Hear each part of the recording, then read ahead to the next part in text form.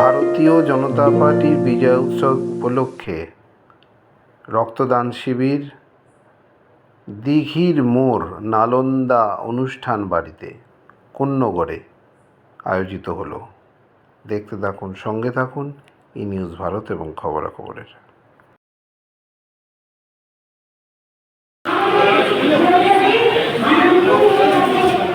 একটা ড্রাইভ থাকবে আলাদা করে, সেটা হচ্ছে যক্ষ্মা মুক্ত সমাজ। এখনো পর্যন্ত অনেকের যক্ষ্মা রোগ হচ্ছে, স্ক্রিনিং করে দেখা গেছে।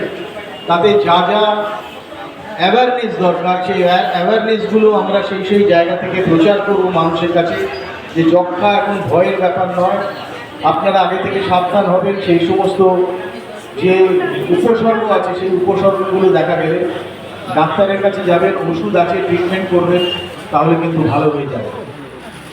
আজকে একটা মহতী কর্মযজ্ঞ, এই কর্মযজ্ঞে উপস্থিত সমস্ত বিশিষ্ট ব্যক্তিবর্গ, পশ্চিমবঙ্গের দায়িত্বপ্রাপ্ত মাননীয় আমাদের অঞ্চলের খুবই আপনজন মাননীয় প্রতিমন্ত্রী শ্রী ভাস্কর ভট্টাচার্য মহোদয়, মঞ্চে উপস্থিত আরও বিশিষ্ট ব্যক্তিবর্গ আছেন, আমাদের আচ্ছেলালদা আছেন, আমাদের প্রণয়দা রয়েছেন, আরও সবাই রয়েছেন এখানে।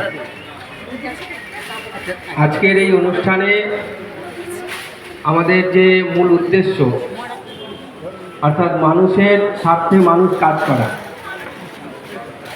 একটা সময় ছিল যখন মানুষের মধ্যে একটা অলিখিত বিভাজন রেখা তৈরি হয়েছিল।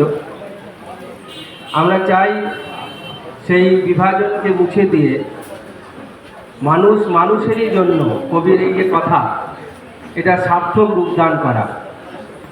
আমাদের ওদের, ও আমার, ও পর, এই আপন পর সম্পর্ক ভুলে একটা বৃহত্তর মানব সমাজ নির্মাণ করার যে লক্ষ্য আমরা বরাবরই স্বপ্ন দেখি, যাকে স্বামী বিবেকানন্দ স্বপ্ন দেখেছিলেন, গর্ব করে বলো আমি হিন্দু। সেই যে হিন্দুত্বের যে রূপরেখা, হিন্দু মানে কোনো একটা বিশেষ আলাদা করা কোনো একটা জাতি নয়, হিন্দু মানে একটা ভাবনা, হিন্দু মানে একটা চিন্তা, হিন্দু মানে একটা ঐতিহ্য, হিন্দু মানে একটা সংস্কৃতি। এই গর্ব করে প্রত্যেকটি ভারতবাসী সেই সংস্কৃতির ধারক বাহক হয়ে উঠে, তারা গর্ব করে যেন বলতে পারে আমি ভারতবাসী। আজকে বিদেশের লোক দেখলে পরে আমরা বলি উনি বিদেশি।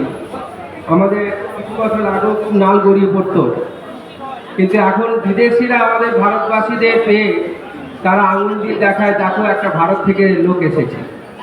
ভারত থেকে লোক এসেছে মানে বিদেশি অনুকরণ করা লোক নয়। ভারত থেকে লোক আসা যাওয়া মানে ভারতের সংস্কৃতিকে তারা বহন করে নিয়ে যাচ্ছে। বিদেশের মাটিতে তারা ভারতের সংস্কৃতি বৃক্ষরোপণ করে দিয়ে আসছে। সেই গাছ মহিরু হয়ে উঠবে, বিশ্বকে শান্তির বার্তা দেবে।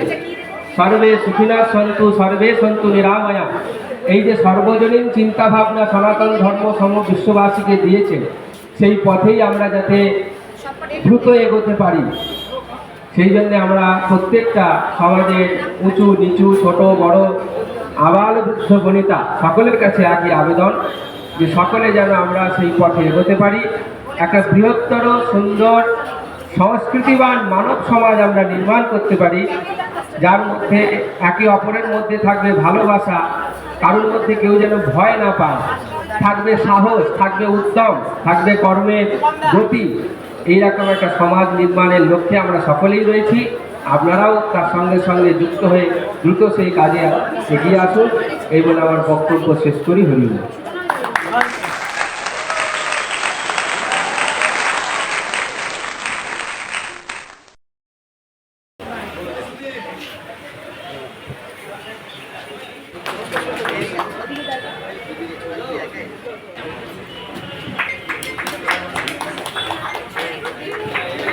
ঘুরে ঘুরে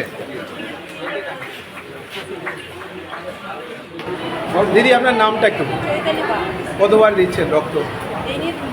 দুবার হচ্ছে। আচ্ছা, রক্ত দিয়ে কি মনে হচ্ছে? মানে দিচ্ছেন তো, এখনো দেননি, মানে কি মনে হচ্ছে? মানসিক শান্তি পাচ্ছে? আচ্ছা, যেটাকে বলে মানবিকতা, কলেজে মানে আমি যে আরেকজনকে সহযোগিতা করতে পারবো এই বিষয়ে হচ্ছে ব্যাপারটা খুব আমার খুব ভালো লাগে। আচ্ছা, আপনি এখানকার? আমি এখানে রক্ত দিলেন তো? হ্যাঁ দিলাম। কেরম লাগছে? ভালো লাগছে। মানে কি প্রথমবার নাকি? এটা প্রথমবার। প্রথমবার। কী নাম আপনার? অভিজিৎ সাহা। কোন নগরেই বাড়ি? না, আমার বাড়ি হরিপাল। হরিপাল? এখানে আমার মানে শ্বশুর বাড়ি। বাহ। কী নাম? অস্মিত রায়, কোথায় থাকো? কোন্নগরে এখানেই। বাহ। এটা আমার ফার্স্ট। বাস। হ্যাঁ, আমার 19 ইয়ার্স ওল্ড। Fine fine.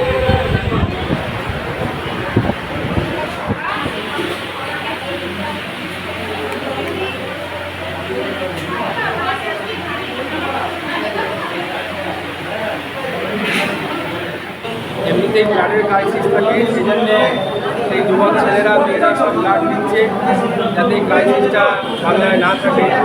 সেই জন্যে মহৎ উদ্যোগকে আমি স্বাগত জানাচ্ছি। আমাদের এখানে আজকে মশাই এসেছেন আমাদের এই অঞ্চলে। তো সব মিলিয়ে আজকের পরিবেশ খুব সুন্দর, যদিও খুব গরম, তাহলেও এই মহৎ অনুষ্ঠানটা সফল হয়েছে বলে আমার মনে হয়। মহারাজ, আপনার নামটা? নির্গুণানন্দ ব্রহ্মচারী। মহারাজ, একটাই প্রশ্ন যে এই এখন যে গরমের মধ্যে আপনি সব জনগণের উদ্দেশ্যে কি বলছেন? জনগণের উদ্দেশ্যে বুক করে বললে জল খেতে এবং এই রোদ্দুরটা অ্যাভয়েড করতে। যদিও আমাদের বর্ষা প্রায় এসে গেছে, তাহলেও একটু সাবধানে জীবনযাপন করতে হবে। আমাদের এই অঞ্চলে তবু একরকম, কিন্তু একদম পুরুলিয়া বাঁকুড়াতে ভয়ানক গরম, সেখানে খুব বেশি জল খাওয়া, রোদে খুব না বেরোনো, এই বার্তা থাকছে। দাদা, মানুষের উদ্দেশ্যে কিছু বলুন, মানে এই রক্তদানের বিষয়। তো মানুষই এটা দিচ্ছে, মানুষই এটা নিচ্ছে। মানুষে মেলবন্ধন, মাঝখানে রক্তই হচ্ছে মূল জিনিস, যে সারা শরীরকে চালিত করে, কন্ট্রোল করে, পা থেকে মাথা পর্যন্ত।